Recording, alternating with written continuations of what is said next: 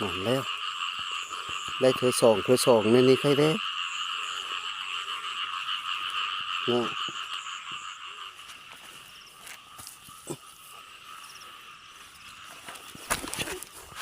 โอ้โอ้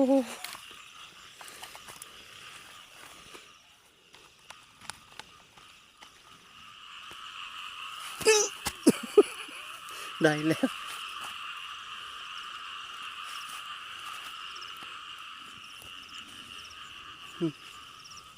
เอ๊ะ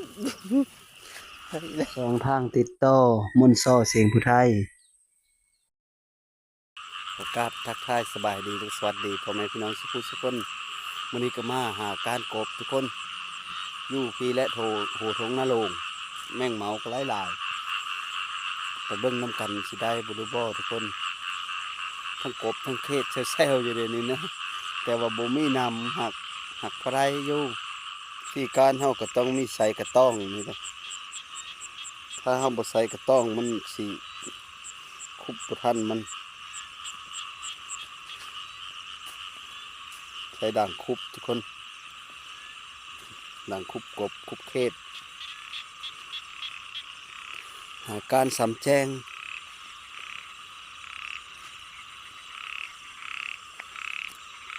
หาการสำแจ้งทุกคนครบหมู่เลย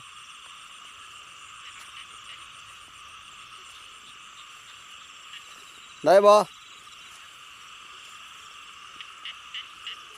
โอ้ตะโอละเนาะเนาะอย่าบ่เพ้อได้อ๋อจะได้หลายแท้เนาะ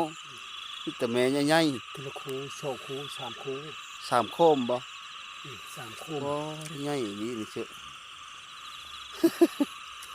หมานแล้วเนาะ ก็มันคือนอนแล้ว นอนเลย นอนตัวเรื่องแล้ว โอ้จะนำผู้ทุกคนนะปั้มกับปีจะนำผู้ที่ขบได้มันแล้วไปแล้วกบกับโคมเขตกับโคมสำแจงเลย3 โมงทุกคน3 โมงปลาย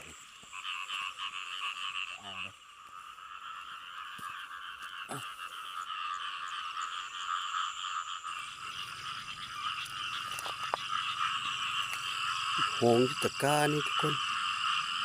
ลังอยู่จะกบจะอึ้งอะไรจะกบจะเขตพูดไปเลยโอ้ล่องไปเลยชุด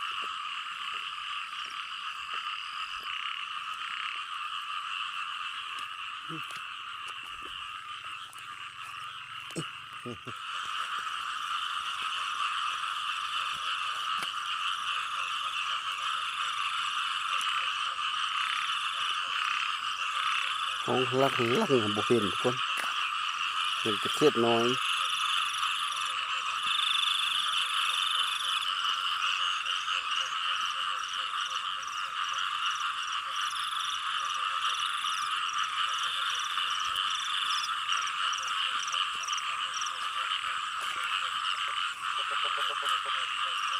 ก็ไปคลองกระหองตะกร้า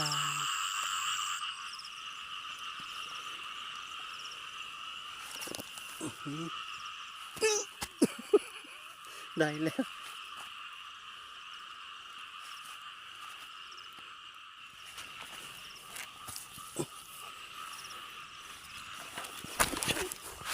โอ้โอ้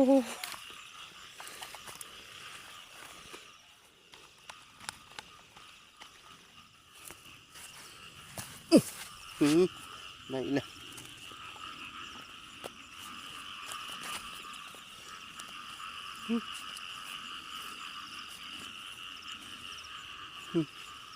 ตัวนี้เอ๊ะได้แล้วหมานอีกแล้วทุกคนหมานอีกแล้ว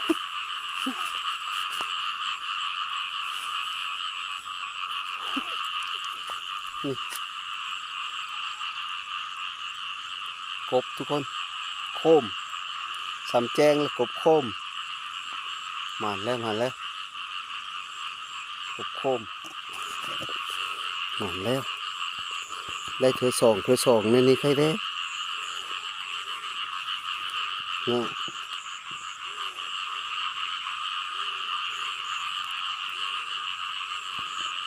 มาแล้วทุกคนมือบักไง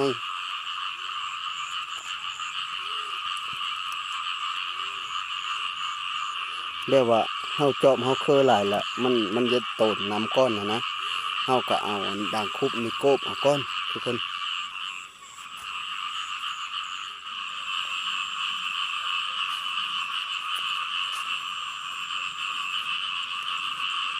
เขตจะลายอยู่ทุกคนแต่ว่าคอยบริการไปเลิกเขตมันตัวน้อยก็จะได้ตะกบห้องลักอยู่เขตอีโมเขตหน้านะเขตหน้าบ้านเฮานี่แหละเขตเหลิงพร้อมแล้ว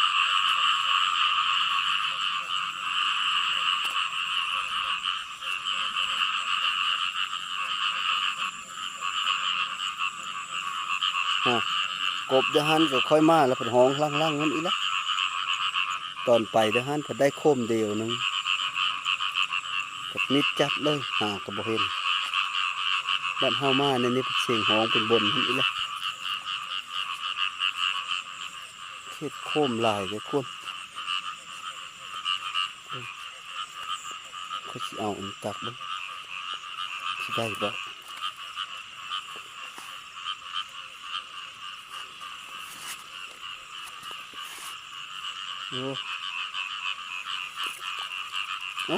โอ้ตัวหนึ่ง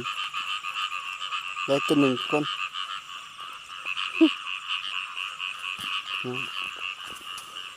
ยังอยู่ได้นะยังโคมกันอยู่นี่เลยมาตักอันนี้เลยปัดกบโคมทุกคนกบโคม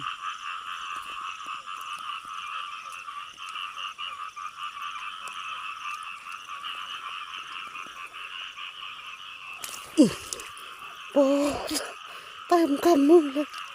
อัดสองทุกคนกบโคมอัดสองเลยปัดตัวลึกมาเลยสามแจ้งมันโคมแต่แค่ทุกคน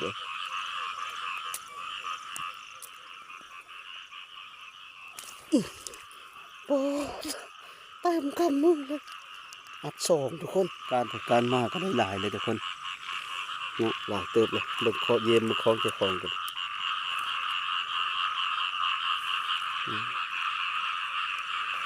กบง่ายทั้งหมดกบโคมเห็นเนาะมานอยู่ได้ทุกคนเลยหลายเลยนะจะเต็มคลองเลยเสียดายจะปลูกบังลามนี่ตื้นต้นลาไปการนั่งพอมันเป็นสักกะมานะทุกคนตอนตัวแรงบังลาไปการก็ได้หลายเติบแต่ว่าได้กบซี่โตมันนะก็เขตพร้อมกบได้พัดคอยมาเอาสามแจ้งแห้งได้หลายทุกคนตำแหน่งบังลามานั่นแห้งสิได้หลายหมานแล้วด้านนี้ก็จะได้เมื่อแล้วเลาะเมื่อแล้วทุกคนจะได้กลับเมื่อแล้วเพราะว่า3:58ทุกคนแต่ว่าขั้น4 โมงแล้วเนาะอีก2 นาทีนึง3:58ให้เลาะไปการเลาะเมื่อเลยทุกคน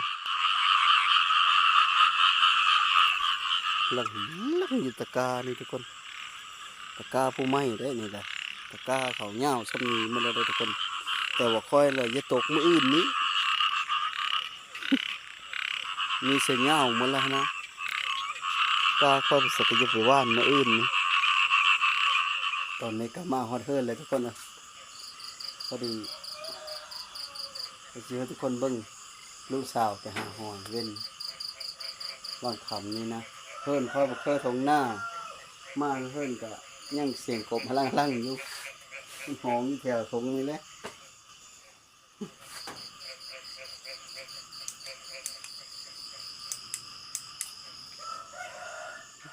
หอยทุกคน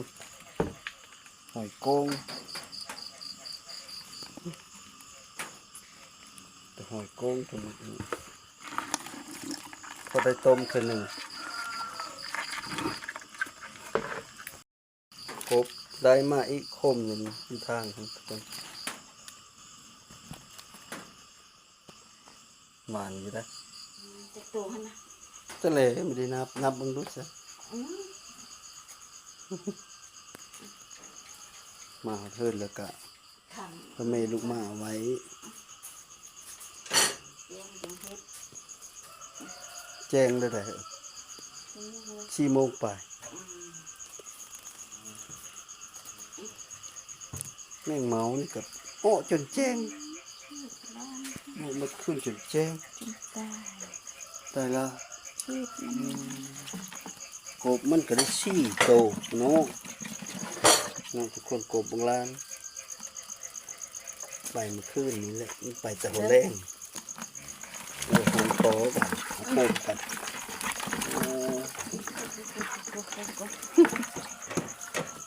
เยอะเลยได้หลายเลยแบบนี้ทุกคน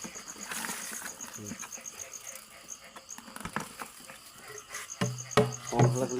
ซุ่มเพิ่นดีเนาะพูดออกมาได้แบบนี้ ชื่อว่า นี่โคก หน้ามันนะ หืม พอ เนื้อคอง คิดนี่ชื่อสักอัน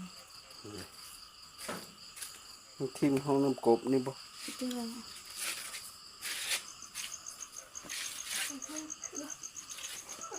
ันเข้าไป เนาะผู้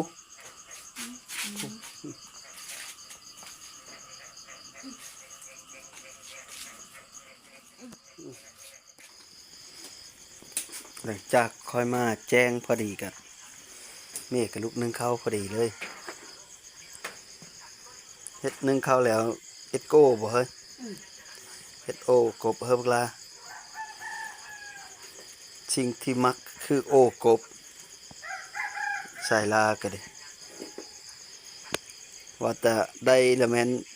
อย่าเฮ้ยแม่เอสโออย่างเดียวแล้วนะ โอ้กับพอเฮ็ดอย่าดอกมันได้หลายโตเลยนี่ก็โคแมงเมาทุกคนเป็นลำอยู่ตะคืนนี่เฮ้ยแม่โคเฮ้ย ลืมกิน ฮะ ลืมกิน ท่านได้กินซ้ำบ่มาแต่ไปก้านคืนนี่เนี่ยเพิ่นเอาไปซ้ำโต้งเอาแล้วก็เฮ้ยแม่โคเฮ้ยแล้วก็เป็นไปก้านมาบ่ท่านได้กินซ้ำพอกินก่อนเลยมันตอนนี้ก็ข้าวก็สุกแล้วทุกคนใส่ข้าวเตรียมไปเฮ็ดน้ำกาเลยทุกคน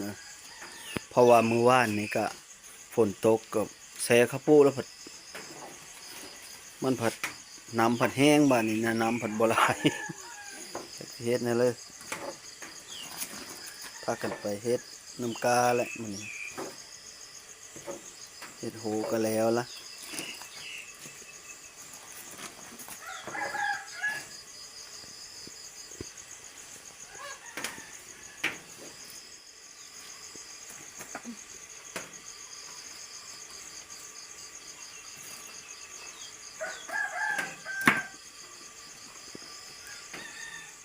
อีพอมวยตะปู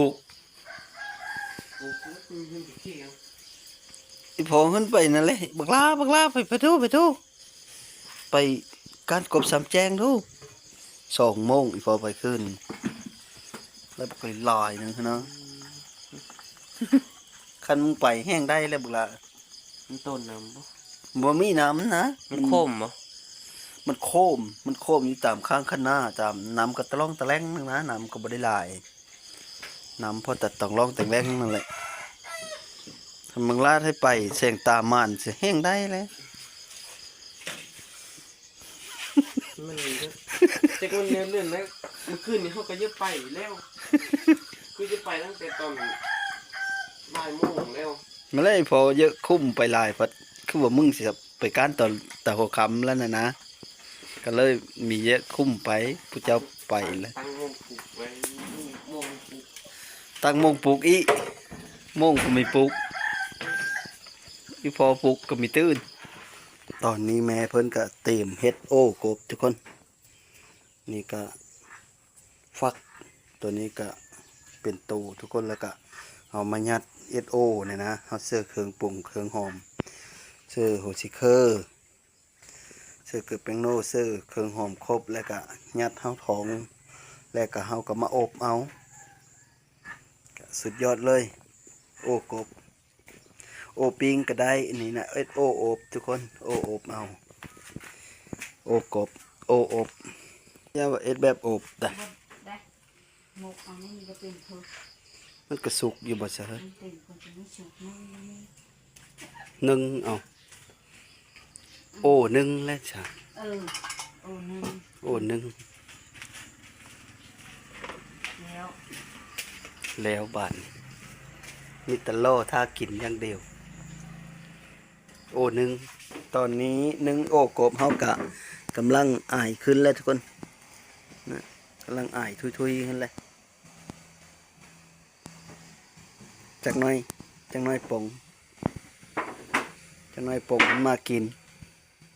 ตาขึ้น แต่สุดยอดเลยทุกคน เหลืออาหารนู่นเลยร้อยเลย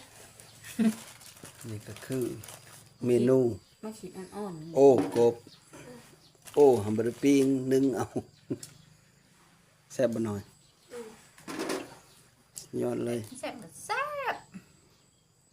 แซ่บแล้วว่าเฮ็ดแซ่บเลยมักลาเอ้ยมานะแม่โอ้กบนะยังหอน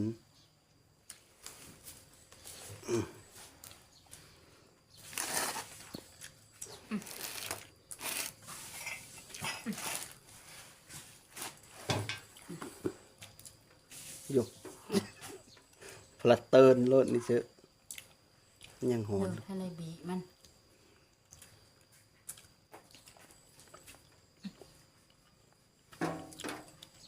เดี๋ยวนะ ยิงเลย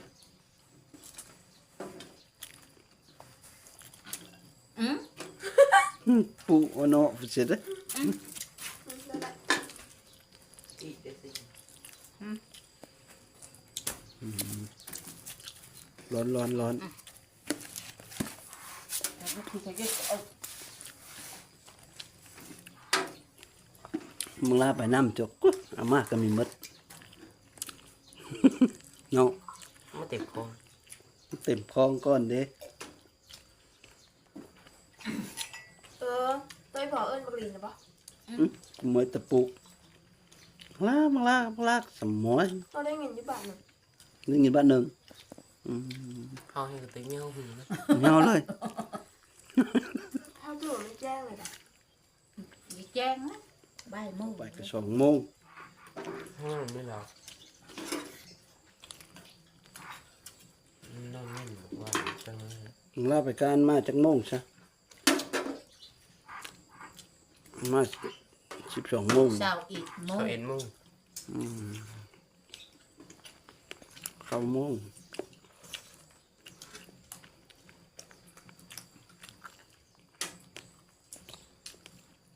เขากินเข้าไปไม่ได้กินเลยนะ ห้านะ ร้อนอ่อนนะ เอาเลยเอาเลย ช่วยกินได้ป่ะ กินเพื่อ ได้อยู่ เอาเลยกิน เผ็ด ดู มันเผ็ดนี่ ไม่ได้เผ็ดไปเลยดอก น้ามาขีดกูก็ซื้อหักซื้อ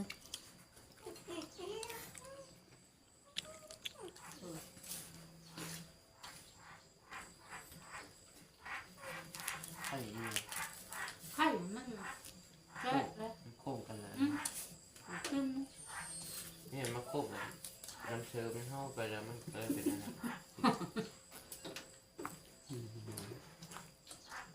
ไหนบอก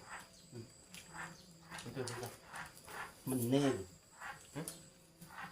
เวลามันโค้งแต่ละมือตัวผู้นี่มันเน่งท้องตัวแม่นี่นะกระเซ็นกระเซ็นกระเซ็นกระเซ็นกระเซ็นนั่นนี่ก็ไข่มันก็ลิดๆๆๆอ่อนแล้วแหละคือกันมึงว่าคันเฮาคุกตะเลยได้อัน ตัวผู้ไม่ทันได้โคมนะแน่นติ้งเทแม่นบ่อึ้งคือกันทันเตอเลอร์อันตัวผู้มันโคมแล้วน่ะอ่อนมาแนวกระโตมันอ่อนมาแนวรถตัวเลิกตัวผู้ทันได้โคมแน่นติ้งแล้วแหละบัดเฮากินตะไคร้มันก็แน่นครับอึ้งกบคือกันท่านถ้ามันโคมแล้วอะเฮาเอามาต้มเลยไข่มันสิเป็นอะเละอยู่ในท้องมัน เด็ดสิ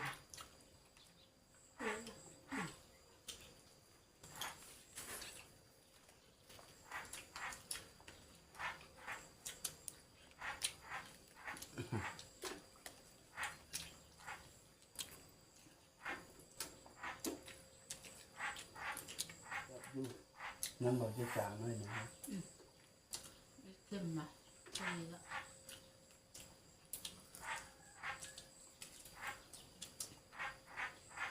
เยี่ยมนำเขาได้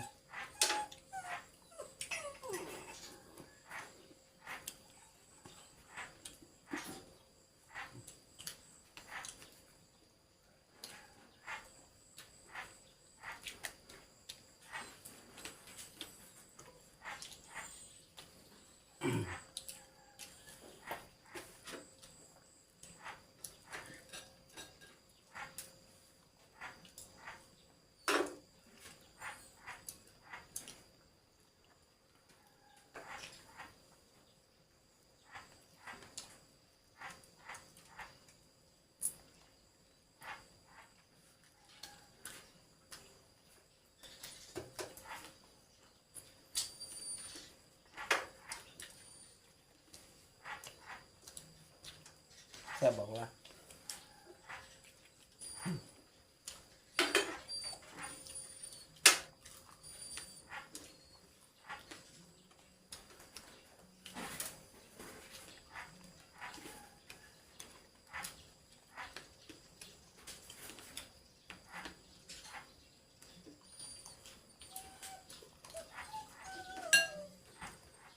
เอ็ดนี่แซ่บกบนี่นะ มาใช่ไหมนะ หอมอะไร ออกตัวเลย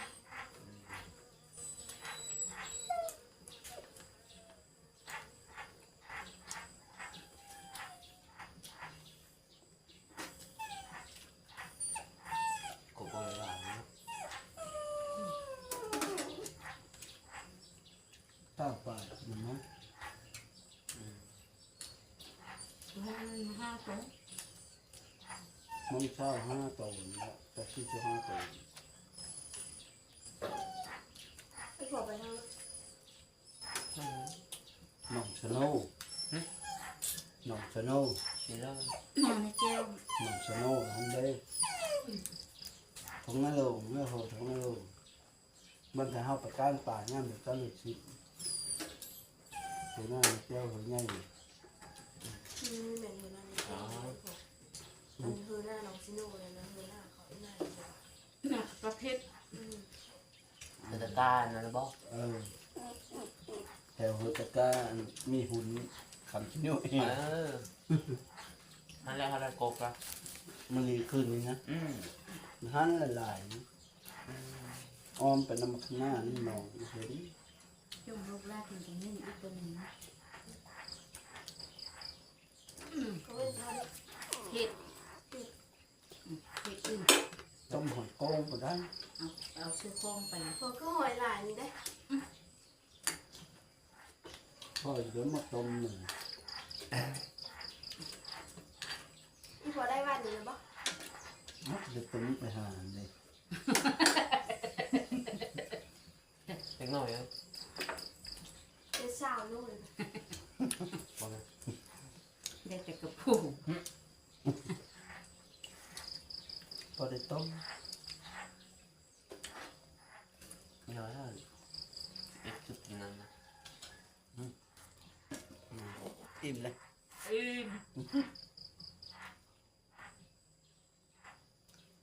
ก็หลังจากกินข้าวแล้วเขาก็สิได้ขับรถไถออกไปหน้า เพราะว่า ตัวนี้บ้าง สิเอาอัน สิเอาข้าวปูออกไปแก้เสื้อรถไถออกไปว่านทุกคนจักสิว่านไปเลยนะเลยแหละไปเบิ่งน้ำกันนี่แหละ เข้าผัดเสแล้วผัดนำตะกร้าผัดบ่มีจักสิเฮ็ดนั่นเลยเบิ่งน้ำกันนะเมฆก็เอาอ้าวเผาอยู่ทุกคนตอนนี้ก็มาฮอดหน้าแล้วทุกคนเอามาฮอดตะกร้าแล้วแต่ว่าตะกร้าก็น้ำแห้งหมดเลยก็เลยเยอะว่านกับว่านบ่ได้ยันมันพองแวบสิเขาปุกระแสแล้วแหละบริจักไล่แล้วบาดนี้ก็เลยชักเอาชักไปคุมลุงแหละทุกคนเฮ็ดคุมลุงเอาย่านฝนมีตกอีหรือย่านมันพองแวบนะมันพองแวบแล้วแบบมันตึงอย่าอ้องอแล้วผัดมันผัดแดดเชื่อแล้วมันแห้วเชนะมันละแห้วแล้วก็แตบลงเชแล้วนะระยะมันมีอ้อก็เลยชักลุงเอาบาดนี้ขั้นชีว่านผัดมันแจบหมาเลย ผู้ที่เอามาแต่บ้านทุกคนยังอยู่รถผูกกระสอบหนึ่งเอามาสักนี่ก็หลายเลยทุกคนมาเบิ่งน้ำกันนะเฮ็ดแบบนี้เลยทุกคนนะเฮ็ดแบบนี้เลยลูกสาวป้อนอยู่ผู้แม่เพิ่นไปไทยซักคอยกระซักคือกันนะผู้ไม่ซักครอบทุกคนเลยอันนี้ก็อาหารหูทุกคนพอได้ฟังอาหารหูน้ำ เบิ่งฟังเพลงเพื่อนนี่พอได้ฟัง มนอยู่เลยบักไส้ล่าผัดบดได้มานำเพื่อเบิ่งควาย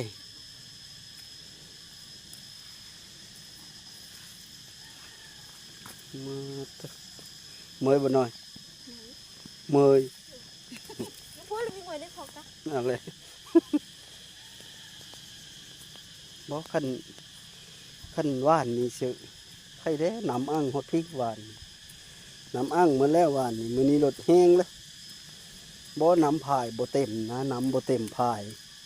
ถ้าน้ำเต็มพายก็เป้งไหลแต่ธาตุทำมาสบายแล้วได้สักเอาในนี้เลยทุกคนเฮ็ดเป็นก้าขุมแล้วก็ยอดเนี่ยแท้ๆนะเฮ็ดหน้าแบบโบราณ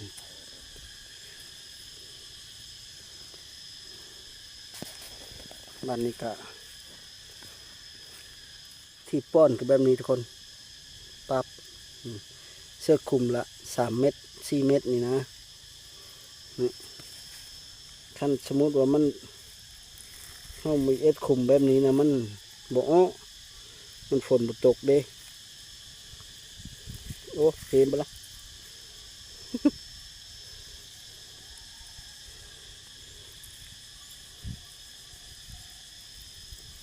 เนี่ยมีเลยคนโลกละโลกมันน่าเป็นกอเลยสบายบรรเทาโลกยังพอแห้งแล้วจังละแล้วทุกคนเนี่ยสักกะเจาะหกแกวนสักกะเปิดซากน้อยหนึ่งมืออื่นอี2 มือ3 มือจังละแล้วขั้นบ่ซักเอาก็บ่ได้ยันมันมีโอ้คันเฮาซักในนี้ผัดฝนตกมากกัดงานเฮาอีได้น้ำอ่างผัดพรมอยู่พื้นบุเซเลิกกับบิดีจากว่าอุกอยู่เด่นนี้เนี่ยโอ้เฮากับใครได้ก็สมมติว่าเฮาซักในนี้นะฝนตกมากกัดหนาวข้าคุมเลยก็มีอ้ออีถ้าเบิ่งโหมดมันนี่แหละเบิ่งสิขึ้นละแดดหึงอยู่ดอกถ้ามันแดดหึงละถือว่าพานนะแดดประมาณทิศหนึ่งไปพานอ้อวิดคุมอยู่แล้ว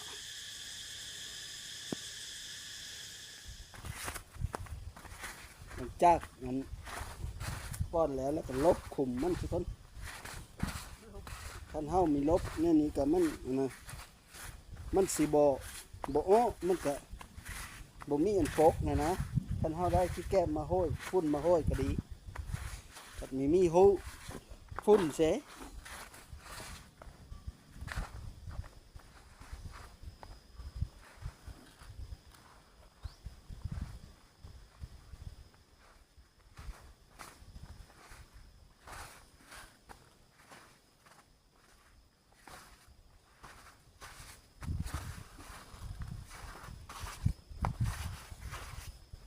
มันก็แดดบกล้าไปเลยกับพอได้อยู่ ไปกันเด้อบอกนะเฮาหมู มันมีเย็บเป็นคุมไปเลยมันติดกระปูดอยู่บัดมันกล้าอ้อนี่ก็งามแต่ได้ทุกคนในโลกสบายดึงเทอร์ละโกรถ